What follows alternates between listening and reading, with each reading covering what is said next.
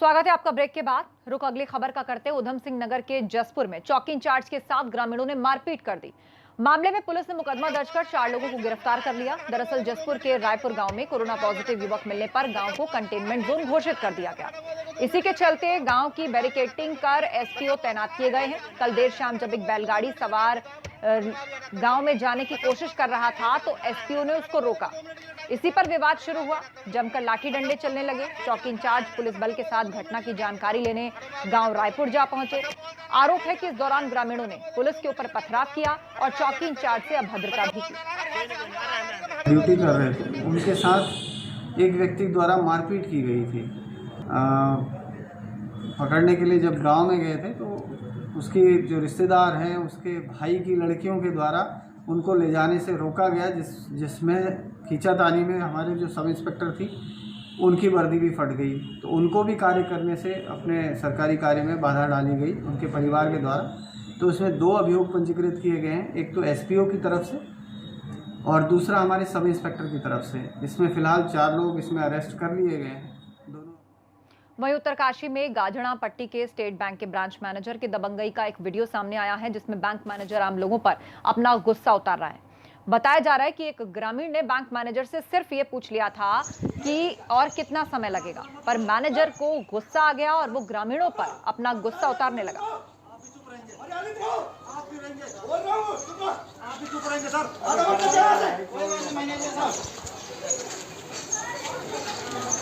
कुछ नहीं होता, लड़ाई करके कुछ नहीं होता है। लड़ाई करेंगे कुछ नहीं होता।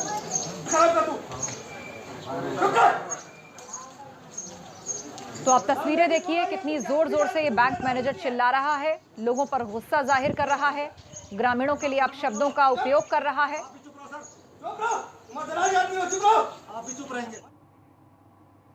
उधर पाकिस्तान से आया टिड्डी बम अब किसानों के लिए मुसीबत का सबब बन चुका है। किसान अभी लॉकडाउन की समस्या से उभर भी नहीं पाए थे कि पाकिस्तानी टिड्डियों ने उनकी फसलों को बर्बाद करना शुरू कर दिया। इसी पर हमारे UP bureau chief Viresh Pandey ने बात की यूपी के कृषि मंत्री सूर्य प्रताप शाही से। पड़ोसी देश के आतंकियों ने देश को बेहद नुकसान पहुंचाया और अब वहां से भेजे टिड्डियों ने भी आफत मचाई हुई है। हमारे साथ यूपी के कृषि मंत्री सूर्य प्रताप शाही जी हैं। शाही जी, क्या वस्तुस्थिति है? उत्तर प्रदेश की सरकार जागरूक है। झांसी में और सोनभद्र के भीतर 2 स्थानों पर टिड्डियों के उतरने की सूचना हम लोगों को मिली थी और वहां पर हमारे अधिकारियों और कर्मचारियों ने उसका छिड़काव करके बड़ी संख्या में उसका सफाया किया। किसान भी जागरूक थे, उन्होंने टीन ढोल और बाजे और बैंड बाजे और बाकी बजा करके और उनको शोर मचा करके भगाने का काम किया। सभी जिला प्रशासन को इसके लिए अलर्ट कर दिया गया है। फायर ब्रिगेड की गाड़ियां छिड़काव के लिए लगाई गई हैं। इसके अलावा ट्रैक्टर पर जो मोल्टेड स्प्रेयर है उसको लगा करके हम छिड़काव कर रहे हैं, माउंटेड स्प्रेयर पर, और साथ साथ में जो पावर स्प्रेयर वगैरह हम लोगों ने पिछले 3 वर्षों में बड़े पैमाने पर किसानों को दिए हैं, किसान उसका भी उपयोग कर रहा है। दवाओं की व्यवस्था कृषि विभाग की ओर से कराई जा रही है। TR-27 में इस बात की अनुमति सभी जिला मजिस्ट्रेट को दे दी गई है कि टिड्डी के मारने के लिए जो आवश्यकता है उनके खरीदारी की यदि आपको ज़रूरत पड़ती है तो उसके लिए धन आप कृषि विभाग को उपलब्ध करा देंगे और खरीदारी करके और उनका मुकाबला किया जाएगा।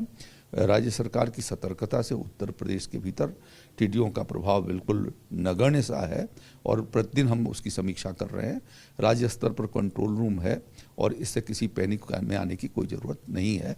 मैं किसान भाइयों को भी आश्वस्त करना चाहता हूं कि योगी आदित्यनाथ जी की सरकार सतर्क है और पूरी सावधानी से टिड्डियों का मुकाबला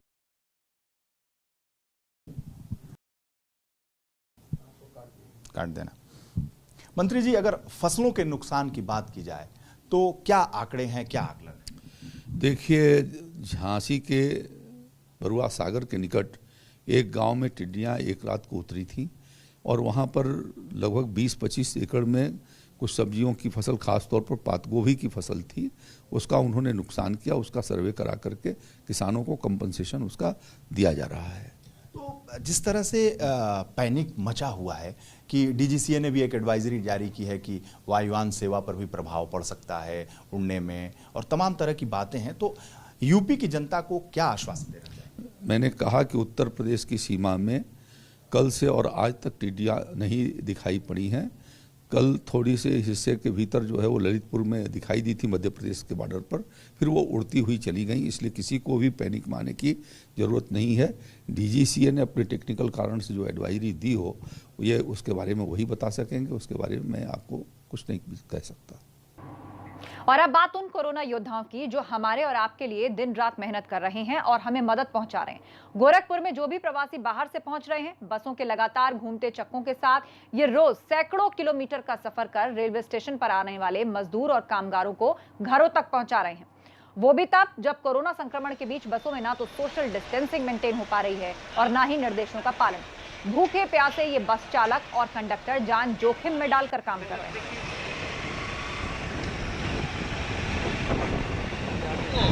मुरादाबाद से। अच्छा ये बताइए कहाँ जा रहे हैं आप, कहाँ लेके यहाँ से अब जहाँ की भरवाएंगे वहाँ जाएंगे। अभी कहाँ से छोड़ के आ रहे हो? अभी कहीं नहीं, मुरादाबाद से आए हुए हैं कल के यहाँ पर। अच्छा कोई दिक्कत परेशानी भी हो रही है? कोई परेशानी ना, पानी है ना खाना पीना है। यहाँ खाना लेने आते हैं तो कुत्तों की तरह धक्के दे देते हैं यहाँ से, भागो भागो।